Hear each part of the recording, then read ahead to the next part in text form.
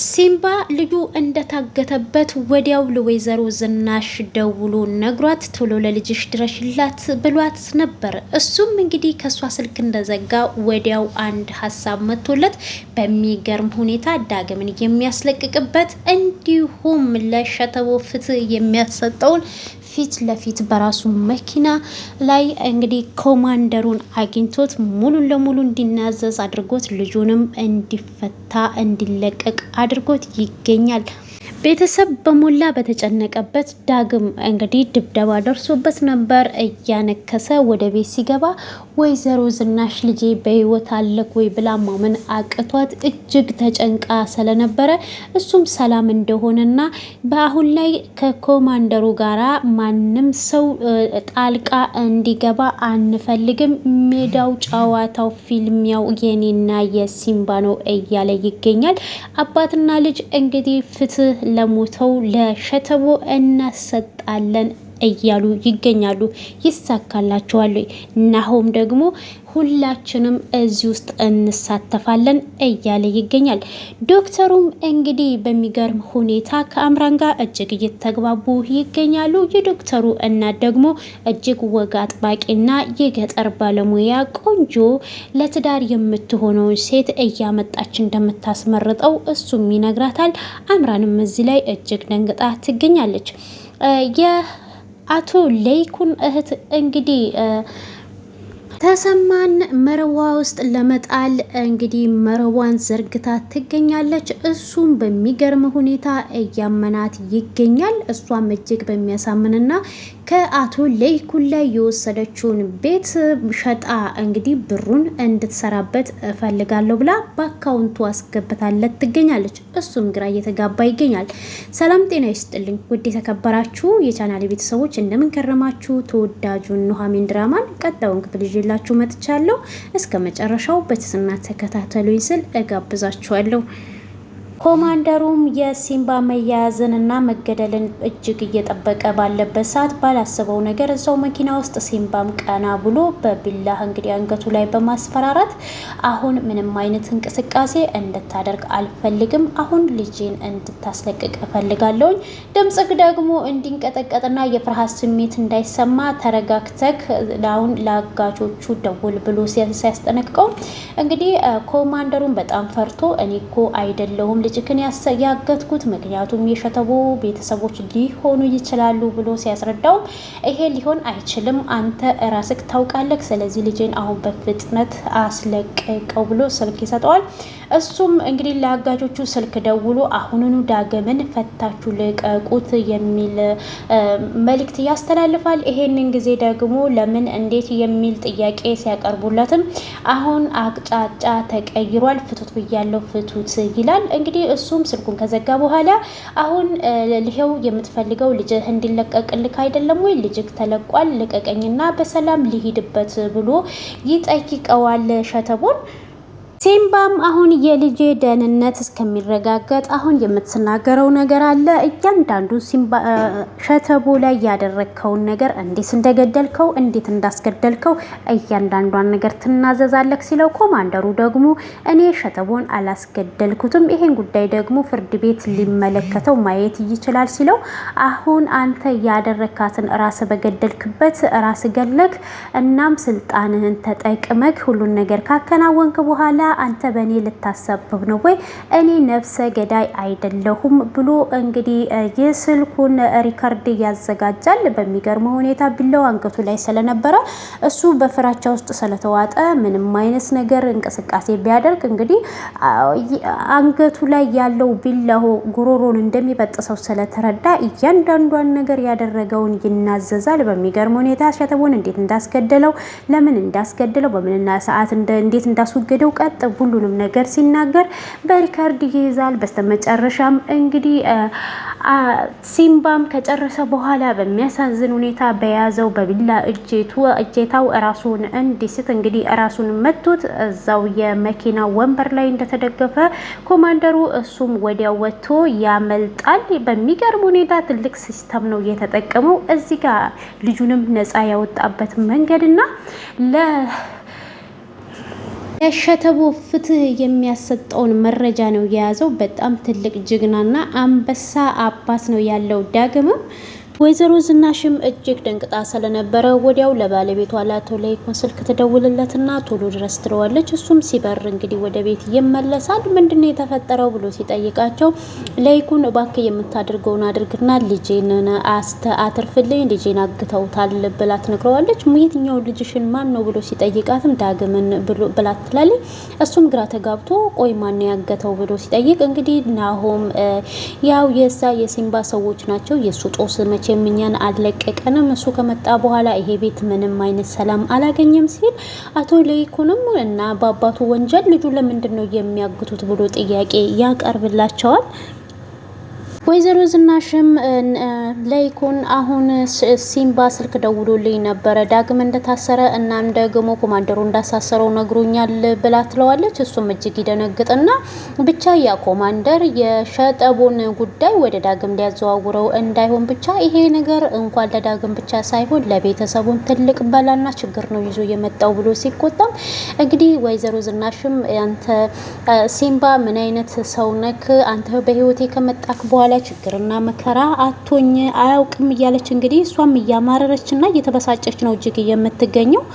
ቤተሰቡ በተጨነቀበት ሰዓት ድንገት ዳግም በሩን ከፍቶ ወደ ቤት ይመለሳል። ይሄን ጊዜ እናቱ እጅግ ታየውና እጅግ ትደነግጣለች። ምን ሆነህ ነው ብላ እንግዲህ ወዲያው ይዘውት ያስቀምጡታል። ካስቀምጡትም በኋላ እሱ በጣም ፊቱ ተደብድቦና እግሩም እያነከሰ ነበረ። ዳግምም ናሆምም ቶሎ ውሃ እንዲያመጣለት እናቱ ታዘዋለች። እሱም ቶሎ ብሎ ውሃውን ካመጣለት በኋላ አቶ ለይኩን ማን ነው እንደዚህ ያደረገ የኮማንደሩ ሰዎች ናቸው ወይ ብሎ ሲጠይቁት ዳግም ይሄ ጥያቄ እጅግ ያስደነግጠውና ቆይ እኔ እኮ ስለ ኮማንደር አላነሳውም ማን ነው እንዴት ነው እናንተ ያወቃችሁት ብሎ ይጠይቀዋል። አሁን ሁሉንም ነገር ተውና ያለውን ነገር አስረዳኝ ብሎ ይለዋል። ናሆም እንዴት ነው ፊታቸውን ታውቃቸዋለህ ወይ ማን ናቸው ምንድናቸው ብሎ በጥያቄ ሲያጣድፈው እሱም ደግሞ እንደማያውቃቸውና መጀመሪያ ጊዜ የሸተቡ ወንድም እንደሆነና የወንድሙን ደም ለመበቀል እንደመጣ በዛ ምክንያት እንደያዘው ነግሮ ነበር። ነገር ግን እኔ ደግሞ ውስጤ ነግሮኛል ይሄንን ሲስተምና ዘዴ የተጠቀመው ራሱ ኮማንደሩ ሆን ብሎ የራሱ ሰዎች ናቸው ብሎ ይናገራቸዋል። እንግዲህ ያስረዳቸዋል እዛ ጋር የተፈጠረውን በሞላ አሁን ይሄ ሰውዬ ህግ የለም ወይ ስለዚህ ለህግና ለፍትህ መቅረብ አለበት ብሎ ሲናገር ዳግም በለሰለሰ አንደበቱ አንተ ሙሽራ ነክ እናም ኮማንደሩ እጁ ረጅም በጣም ከባድ ሰው ነው። ስለዚህ ይሄንን ነገር ደግሞ እኔ ብቻ ነኝ የምወጣው እናንተን እዚህ እሳት ውስጥ መክተት አልፈልግም እያላቸው ይገኛል። ዳግም የዚህ የጦርነቱ ፊልማ የኔና የሲምባ ነው ብሎ ይላቸዋል። ስለዚህ እናንተ አታውቅም ሰውየው እጅግ በጣም አደገኛ ነው ከሱ ጋር መጋፈጥ ማለት እሳት ውስጥ መግባት ነው ብሎ ይለዋል። ናሆም ግን በፍጹም እንደዚህ ካንተን አድርጎህማ እሱ ለፍትህ መቅረብ አለበት እናም እኔ ወንድሜ እንደዚህ ሆኖ በፍጹም እጄን አጣጥፌ አልቀመጥም እያለ ይገኛል። እንግዲህ ይሄንን ያላስደሰታት ወይዘሮ ዝናሽም እባክህ አንተ ነገሮችን አታቀጣጥ ነገሮቹ እንዲበርዱ አድርግ ነው የምትለው። እሷ ምንም አይነት ነገሮች ውስጥ ንክኪ መግባት አትፈልግም። ምክንያቱም በቃ ሰላማዊ ህይወት ነው መኖር የምትፈልገው። ያ ግን ደግሞ እነ ዳግም አሁን የሄዱበትን ነገር መንገድ ካልቀጠሉ ዳግም አባቱን የሚያጣበት ጊዜ በጣም አጭር ነው የሚሆነው። እናም ዳግም አሁን እነሱን ማንኛቸውንም ሳያስገቡ በሁለቱ መካከል ብቻ የሚደረገውን አሁን ትልቅ ይሄ ሪከርድ ይዘዋል። እናም ደግሞ መርማሪ ፖሊሱም እየረዳቸው ነው። እነሱ ግን ከኋላ ምን እያደረገ እንዳለ ምንም ነገር የሚያውቁ ስለሌለ ከዚህ ሁለቱም እንግዲህ ናሆምም አባቱም እንግዲህ አቶ ለይኩንም ያው እንደ ልጅ ስለተቀበለው እንደ አባት ነው የሚታዩት። እናም እነሱ ሁለቱም ግን ፊልም ውስጥ እንገባለን ብለው በራሳቸው ፍቃድ ገብተዋል። ወይዘሮ ዝናሽ ግን ይሄ ነገር አላስደሰታትም። አቶ ተሰማ አሁን ላይ እጅግ ችግር ውስጥ እየገባ ያህል ነው የሚሰማኝ። ምክንያቱም ከሮማን ጋር ከተገናኘበት ሰዓት ጀምሮ ሮማን የምትለውን ነገር በሞላ ለአቶ ለይኩን እንዲነግረው አትፈልግም። ብቻ በራሱ አስቦ በራሱ ተራምዶ ከእሷ ጋር አብሮ እንዲሰራ ነው የምትፈልገው። እናም እሷ እንግዲህ የምትለው ነገር ምንድን ነው እዚህ ከተማ ውስጥ እኔን አረመኔና ጨካኝ በጣም ክፉ አድርገው ነው የሚያስቡኝ። እኔ ደግሞ ሴንቴሲስ አለኝ እንደ ሰው ልጅ አስባለሁኝ አዝናለሁኝ ትለዋለች። እናም ለይኩን ባይኖር ኖሮ እስከዛሬ ድረስ በህይወት አልቆየም ስትለው እሱም ለይኩን ያደረገውን እንዳለ በዝርዝር ነግሮኛል። አባትሽ ሲሞት ምን አስቀምጦልሻል? እሱ እኮ የሀብቱን ንብረት ሙሉ ለሙሉ እኩል በኩል ነበረ ያካፈለሽ። እሷም ለይኩን ያደረገልኝን ነገር እንዲሁ በቀላሉ እረሳዋለሁ ብላ ስትመልስለት እሱም ታዲያ ይሄንን ታወቅሽ ቤቱን ታዲያ ለምንድን ነው የወሰድሽበት ብሎ ሲጠይቃትም እሷ ደግሞ ገንዘብ አበድሬው ነበረ፣ ገንዘቡን በጊዜው ስላልመለሰልኝ በህጉ መሰረት ቤቱን ወሰድኩበት ትላለች። እንግዲህ ያን ነገር ያደረገችው ደግሞ ወይዘሮ ዝናሽን ሚስቱን ለማናደድ ብዬ እንጂ እሱን ልጎዳው አይደለም ብላ ትላለች። አቶ ተሰማም ታዲያ አንቺ ወይዘሮ ዝናሽ እኮ በጣም መልካም እንደሆነች ሚስቱ እንኳን አንቺ እኔም ጠንቅቄ አውቃለሁ ብሎ ሲጠይቃት እሷም እንግዲህ እኔ አሁን የመጣሁት ላንተም ላቶ ለይኩንም ትልቅ የስራ እድል ይዤላቸው ነው የመጣሁት ነው እያለች ያለችው። እንግዲህ በሚገርም ሁኔታ የህጋዊ ያልሆነ መድኃኒቶችን ጉምሩክ እንግዲህ እዛ ሰው አላፊ ስላለ በዛ አስተላልፋ የመድኃኒቶቹን ለመሸጥና ሚሊየነር ትሆናለህ እያለችው ነው አቶ ተሰማን እያሳመነችው ያለችው በሚገርም ሁኔታ። እሱ ግን እያመናት ያለ ይመስላል። አቶ ለይኩን ልንገረው ብሎ ሲላትም ግን አይ አንተ ብቻ ስራ እንደጀመርክ አሳምነውና አብራችሁ ዝም ብላችሁ ስሩ ትለዋለች። እናም እሱ ደግሞ ሙሉ ለሙሉ እሱን ማስገባት አልፈለገም። እጅግ ተጨንቋል። ምክንያቱም እሷ የምታደርጋቸው ነገሮች በሞላ አላሳመኑትም። እንደኔ ግን የሆነ መረብ ውስጥ እየጨመረችውና ከማይወጣው እዳ ውስጥ ልታስገባው የተዘጋጀች ይመስለኛል። የበፊቱ እናቱ ለይኩን የሚኖሩበትን ቤት ሸጣ ሙሉ ለሙሉ ብሩን እንግዲህ ወደ አቶ ተሰማ እንዲገባ አድርጋለች። ታዲያ ተሰማም ይሄንን መንገድ ላይ እያሰበ እንግዲህ ይሄን ሁሉ ብር ምንድነው የማደርገው? ለአቶ ለይኩንስ ከየት አመጣሁት ብዬ ነው የማስረዳው? እንዴት ነው የማደርገው? ምንድነው የሚሻለኝ? እያለ እጅግ እየተጨነቀበትና እያሰበበት ነው ያለው። ጓደኛውን ወንድሙን ላለማጣት እጅግ ፈርቷል። ምክንያቱም እህቱ በጣም ከባድ ሰው ስለሆነች ይሄ ነገር ገብቶታል። ነገር ግን ስራው ደግሞ እያማለለው ነው የሚገኘው። አምረንና ዶክተሩም እንግዲህ አብረው መንገድ ላይ እየሄዱ እያለ ዛሬ ይገርምሻል እናቴ ደውላ ነበረ ብሎ ሲላትም እጅግ ተደነግጥና እናቴ ብላ ስትለው አዎ ምን ነው ገረመሽ ብሎ ሲጠይቃት እንዴ እስከ ዛሬ ድረስ እናት እንዳለችክ ነግረኸኝ አታውቅም ብላ ትለዋለች። እሱም እናት እንዳለው ይነግራታል። እናትክ ምን አይነት ናት ብላ ስትጠይቀው እናቱ እጅግ ወቃ ጥባቂ እንደሆነችና ቁጡም እንደሆነች ይነግራታል። ይገርምሻል ቀድሞ በባለቤቴ ነፍሷን ይማራትና አንድ ቀን እንኳን ተስማምተው አያውቁም ነበረ ብሎ ሲነግራት እንዴ ለምን ብላ እንግዲህ አሁንም ጥያቄዋን ትጠይቃለች። እሱም ይሄ ጥያቄው ለምን እንደሆነ ብቻ እኔም አይገባኝም ይላታል። እናም ታዲያ ቆይ እኔ የምልክ ባለቤትክን ያገባሃት በህጋዊ መንገድ አይደለም ወይ ብላ ስትጠይቀው እሱም በጣም ደስ በሚልና ሽማግሌ ልኮ ድል ባለ ሰርግ እንዳገባት ነው እየነገራት ያለው። እና ታዲያ ችግሩ ምንድነው ብላ ስትጠይቀው እሱም የእናቴ ችግር ትልቁ ነገር የከተማ ሴት እንዳገባ ነው የማትፈልገው ብሎ ይነግራታል። እንዴ ለምን ምንድነው ችግሩ ብላ ስትጠይቀው እናቴ የምትፈልገው የገጠሯን ቶፒክ ሴት ነው እና ማታ ማታ እግሬን አጥባ ወገቤን አሽታ ጋሽ እያለች እየተንከባከበች የምታኖረኝ ነው የምትፈልገው ብሎ ሲነግራትም እንዴ በጣም የምትገርም እናት ናት በዚህን ዘመን እንደዚህ ማሰቧ ራሱ። ምክንያቱም ሴቶቹን ደግሞ ምን ብላ ነው አሳምናቸው ይዛቸው የምትመጣው በጣም ትገርማለች ስትለው እኔ እሱን ግራ ይገባኛል እና ከአንድም ሁለቴ ይዛልኝ መታለች ሴቶች። ነገር ግን እኔ በህይወት ዘመን እናቴ በጣም ወዳታለሁ፣ የምትለኝን ነገር ሁሉ አደርጋለሁ። ብቻ አንድ ነገር ነው ያላደረኩት፣ እሱም የቀድሞ ባለቤቴ ነው ያልተውኳት ይነግራታል። እና ታዲያ ዛሬስ ማታ ስትመጣ ሚስት ብላ ይዛልክ ብትመጣስ ምን ታደርጋለክ ብላ ስትጠይቀው እሱም እያስፈራኝ ነገር እሱ አይደለም ወይ ዛሬ ብቻ አንድ ነገር እንድትተባበርኝና ከጎኔ እንድትሆኝ እፈልጋለሁ ብሎ ሲጠይቃትም በምን ልተባበርክ ትለዋለች ቀልጠፍ ብላ እሱም ለዛሬ ብቻ ፍቅረኛዬ እንድትሆኚ እፈልጋለሁ እናቴ ፊት ፍቅረኛው ነኝ ብለሽ እንድትቀርቢ ይላታል። እሷም አረፋኑ ብላ ስትለው ምንም ችግር የለውም በፍቅረኛ እኮ ነው ያልኩሽ እንጂ በሌላ ነገር አይደለም ይላትና እንግዲህ እሷም እያሰበችበት ትገኛለች። ይሄን ነገር እኮ ትፈልገዋለች ከዶክተሩ ጋር አብራ ተጣምራ ህይወትን ለመኖር እንደ ሰው ልጅ በቃ ትዳር ክብር ነው የሚባለውን ነገር ተሰብስባ ተከብራ መኖርን ትፈልጋለች። ያው የሴት ልጅ ደግሞ ባህሪው ስለሆነ ትንሽ እየተደረደረች ነው የምትገኘው። ዶክተር ፋይናል ደግሞ በጣም አስተዋይና ጥሩ መልካም ሰው ነው። ቢጋቡ እንግዲህ ጥሩ ጥንዶች ይወጣቸዋል ብለን እናስባለን። ወይዘሮ ዝናሽም አቶ ለይኩንን እባክህ ስለዚህ ስለ ኮማንደሩ ነገር ወደ ጎን ትወት እናደርገው ብትለው እሱ ደግሞ በፍጹም ለመተው እንደማይፈልግና ፍትህ መገኘት እንዳለበት ሸተቦ ይነግራታል። አንተም ታዲያ እስከ ኮማንደሩ ጋር ልትጋፈጥ ነው ወይ? ይሄንን ነገር ካደረክ ደግሞ ቤተሰቡ ሌላ እሳት ውስጥ መግባት ነው ብላ ስትነግረውም እሱ ግን ውሳኔና ፍርድ ማግኘት መኖር እንዳለበትና ከዳግም ጎን እንደሆነ አስረግጦ ይነግራታል። ዳግምም እንግዲህ በሚያሳዝን ሁኔታ ለናሆም እኔ እስከ ዛሬ ድረስ አባቴን ገዳይ ነክ ብዬ ስለተናገርኩት እጅግ ነው የሚጸጽተኝ ብሎ ይነግረዋል። አባቱ ገዳይ እንዳልሆነ ያስረዳዋል። ምናልባት ገሎትስ ቢሆን ቢለውም አይ ይሄ ነገር እሱ አላደረገውም በዚህ እርግጠኛ ነኝ ብሎ ያስረዳዋል። ናሆም እንግዲህ እስከ መጨረሻው ድረስ ከጎንክ ነኝ ብለው ቢሉ አንተ አልገባክም፣ ሰውየው በጣም ከባድና ከባድ ነው። አንተ ደግሞ ሙሽራ ነህ። ከአንተ ጊዜ አሁን አሪፍ ጊዜ ማሳለፍ ያለብህ ከኑሐሚን ጋራ ነው እንጂ እንደዚህ አይነት ነገር ውስጥ መግባት የለብክም ብሎ ይለዋል።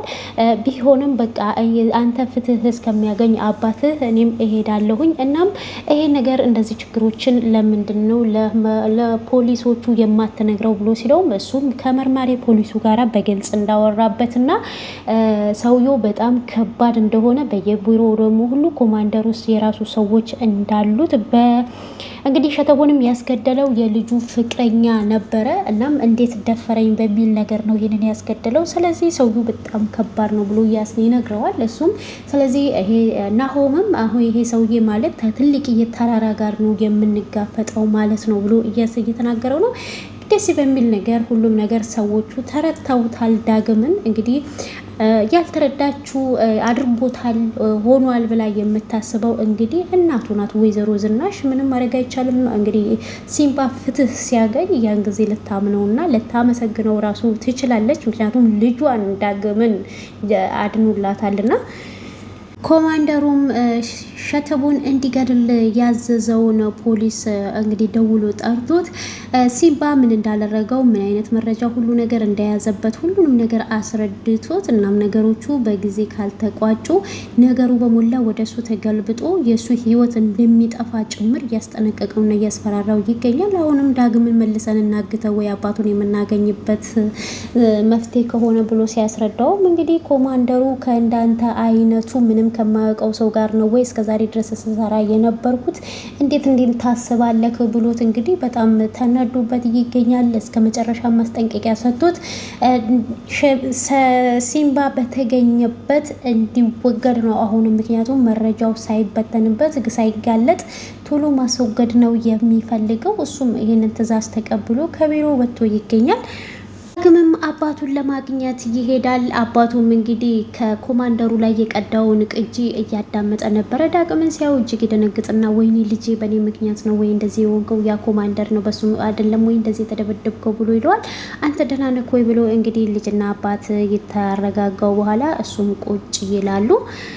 አምራንና ዶክተሩም አንድ የሆነ ካፌ ሲገባሉ ምንድነው መጋበዝሽ ብሎ ሲጠይቃትም አረ በየቀኑ ይሄ ግብዣ በየቀኑ ግብዣ እኔን የምትጋብዘኝ ከሆነ ኪሳራ ነው የምትገባው ትለዋለች። እሱም በየጊዜው ብጋብዝሽ እኔ እኮ ደስ ይለኛል ከአንቺ ጋር ስሆን ነው ደስ የሚለኝ ሲላት፣ እሷ ግን አንድ ቁም ነገር ላወራ ትፈልጋለሁ ትለዋለች። እስኪ ንገሪ ምንድነው እሱ ገና ካሁኑ እየሞቀኝ ነው ይላታል። እናም እናትህ ስንት ሰዓት ነው የምትመጣው ብላ ስትጠይቀው ወደ ማታ ጊዜ አካባቢ ነው የምትመጣው እና እሷ እኮ አንዳንድ ጊዜ አሁን መጣው ብላ ደግሞ ቀረው ትልና ተመልሳ ደግሞ ትመጣለች፣ ሰርፕራይዝ ነው የምታደርግሽ ብሎ ይላታል። እንዴ እናትክማ እንዲህ ከሆነ ሰርፕራይዝ ትወዳለች ብላ ትለዋለች።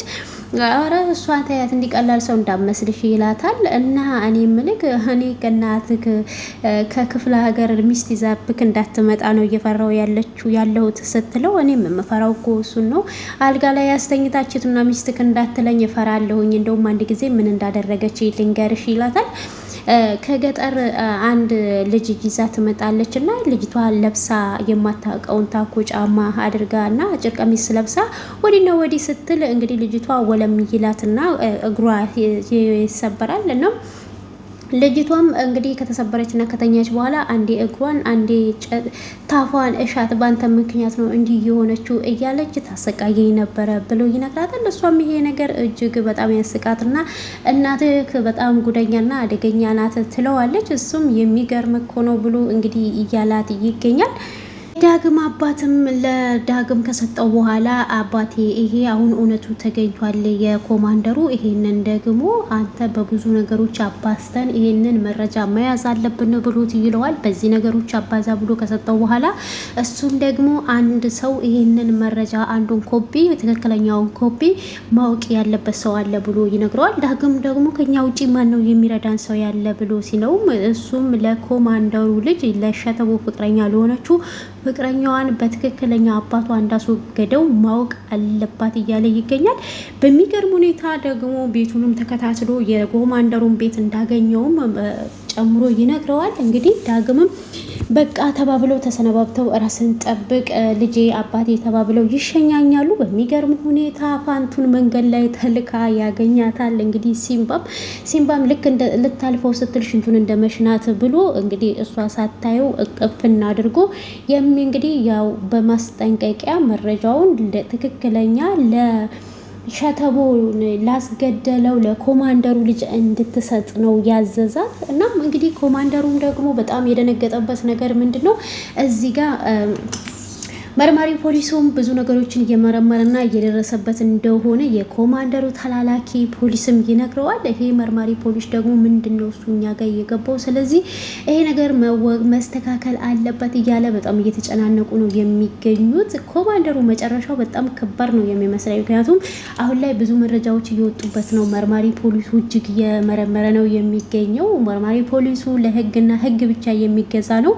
ኮማንደሩ ደግሞ በጣም ትልቅ ባለስልጣኑ ሆኖ ግን ሆዳደር እናም ከሆዳደሮች ጋር ስለሚሰራ ብዙ ደግሞ እንደሱ ጀሌዎች ስላሉት ብዙ ነገሮችን ሲያደርጉ ኖረዋል። አሁን ላይ እንግዲህ እናቱ ላይኩንም እየፈሩበት ያለው ነገር ቢኖር እሱ ብዙ ሰዎች ከጎሞሮ ከሚሰሩ ባለስልጣኖች ጋር ሳይቀር ግብዣ እንደሚያደርግና ይሄን ሰውዬ ግን መጋፈጥ ማለት በጣም ከትልቅ ነገር ጋር ነው የምንጋፈጠው እያሉ ነው